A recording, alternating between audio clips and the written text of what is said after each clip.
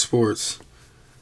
So I've been seeing Terrence Crawford go on his kind of victory interviews with several major media outlets, including Good Morning America. I seen him on Hot 97. I seen him make Charlamagne apologize on The Breakfast Club. And I will say that I'm glad that he is getting his flowers now. Now, he's been saying that it should have been sooner than later.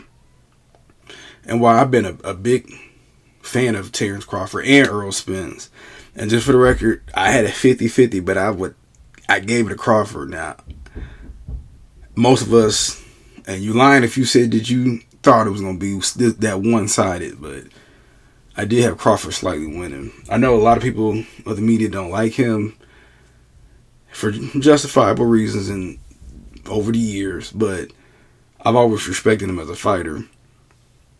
But, you know, I'm happy for him because he's went through a lot. Like, I remember when he was at 135, people was doubting him.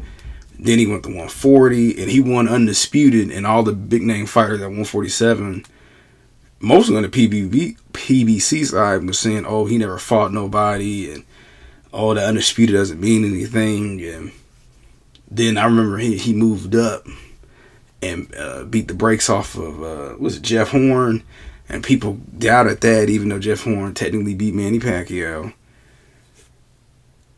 So I seen that, and then it was almost like he was getting blackballed out of the big fights. I remember he went to Keith Thurman. Keith Thurman said he wasn't nobody. Him and Danny Garcia was supposed to fight, and that didn't happen. It would have been nice to see him and Broner fight, at least at 140, but I mean, for whatever reason, that didn't happen either. He was chasing Spence down for, I remember, since at least 2017, 2018. Now, he finally got a chance to fight Sean Porter a couple years ago.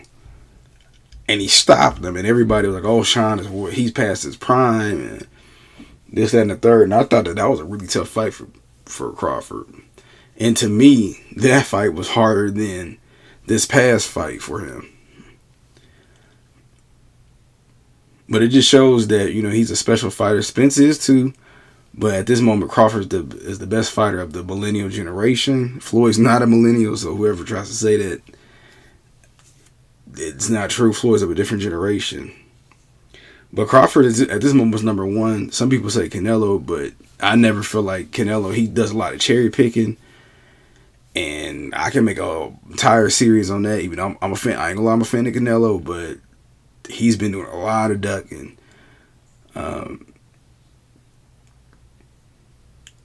All the way up into his last fight. So, he's like I said, Crawford's number one. We'll see. People want him to fight Boots. Honestly, if you're two-time undefeated world champion, two different weight classes, then it doesn't matter. In my opinion, Boots, you're gonna have to wait, man. You are a talented fighter.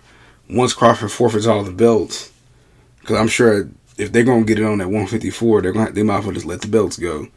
Then you will have your turn at 147. I look forward to it, but I don't think you're gonna get that Crawford fight, man.